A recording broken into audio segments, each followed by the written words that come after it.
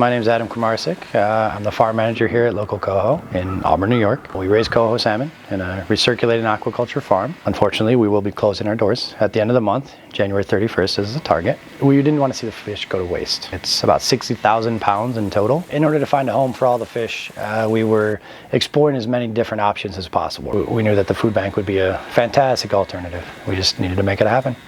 I'm really overwhelmed by the commitment that they made.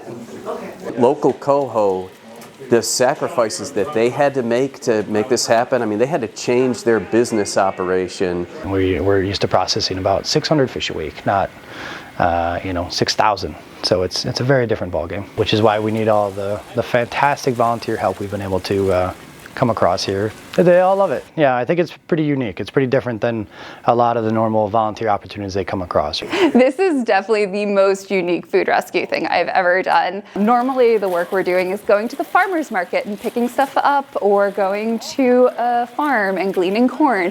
So getting fish from tanks, very different. Those fish are in a bunch of tanks that are about 65,000 gallons each. If it's a very full tank, we start netting and sourcing at that point. Once we get down to only a couple thousand fish left in the tank, that's where we can drop the water level, and then we send people in waders. They're netting the fish and they hand them up to people outside of the tank, and then those people then put them into an ice slurry. That's our method of euthanasia, is hypothermia, right? So the fish go into the tote, succumb to that, and then they're loaded and carried away. We had a fantastic beverage company, an ice company out of Syracuse, who has donated their refrigerated trucks for us to use as cold storage, and then they're actually providing transport free of charge to the processor to get these fish taken care of. It's sad to see an operation as impressive as this shut down, so to know that the food is going somewhere good, it's just like, it's an interesting thing to have spent a Thursday morning doing. It's sad because we're closing down, but I think I'm grateful very much for this opportunity. It brings me pride. I'm very prideful that, we got to work with all of these fish and kind of spend all of the time raising them and making them fit for market. And then giving them to the food bank is exponential.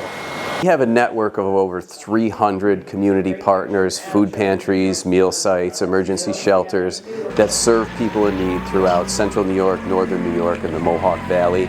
And this fish will be distributed throughout that large portion of New York State to families and neighbors in need. To be able to offer a product like this is probably maybe once in a career opportunity. Yeah, and they're sending us home with fish.